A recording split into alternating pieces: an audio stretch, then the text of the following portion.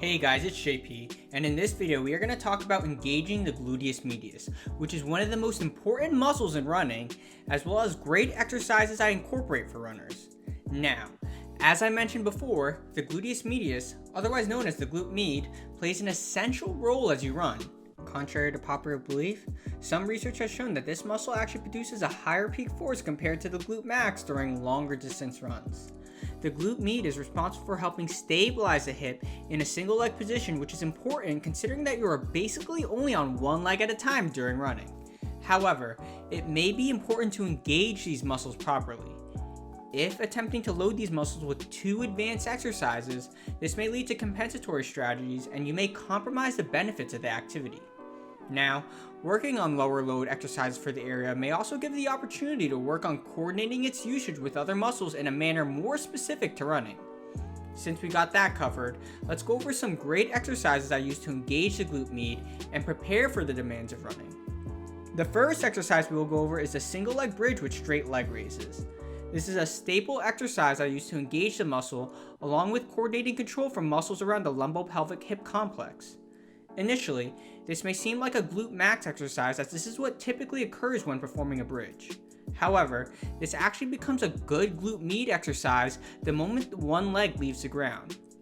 When doing so, this increases side to side and rotational demands as well. Now, to keep the pelvis in position, the glute med has to work and coordinate with other muscles in the area, which is similar to the coordination of muscles that occurs as you run. Now, to do this one, you will start in a bridge position. Then, you will straighten out one leg and hold it out for 10 to 30 seconds depending on the context of the athlete performing it. During this moment, the glute med and the muscles around the lumbopelvic hip complex are working.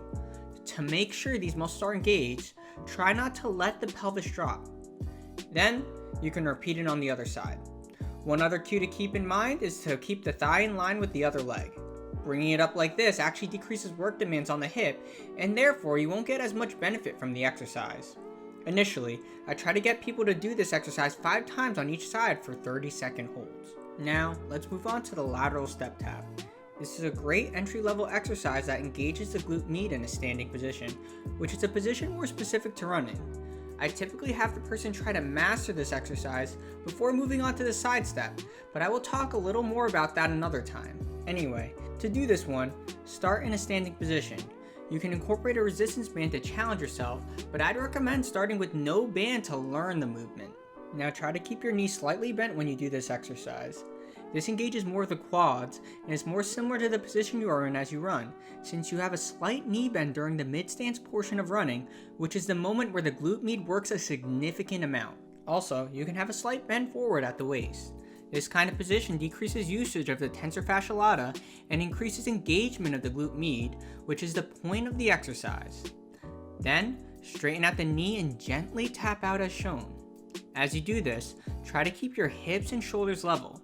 This cue will keep you from leaning to the side, which is a common compensatory strategy seen and will help you engage the proper muscles. Then, bring the foot back and you can repeat it.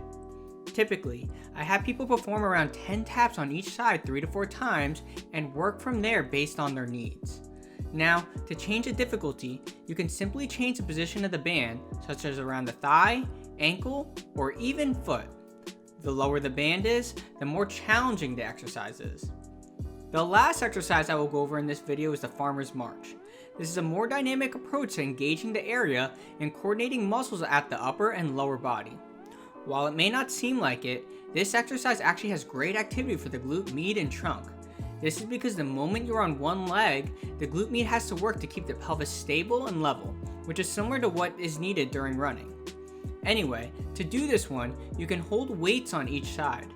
These kettlebells can easily be substituted for any weighted object that can be carried safely like bags or backpacks filled with items. Then, you're going to get into a tall march position. As you do this, make sure the shoulders and hips are level. As I mentioned before, this cue keeps you from leaning and will make sure you are engaging those hips nicely. Then, as you land, keep it gentle and soft. This will maximize coordination and control of the muscles on the leg that was already on the ground and work on hip stability. Typically, I have people performing this one initially 3 times for 1-minute bouts, then incorporate more weight as needed. And those are a few exercises that engage the gluteus medius, which I incorporate specifically for runners. I hope you guys found this one interesting and were able to learn things that you can apply to your own training program. Anyway, as always, thank you for watching.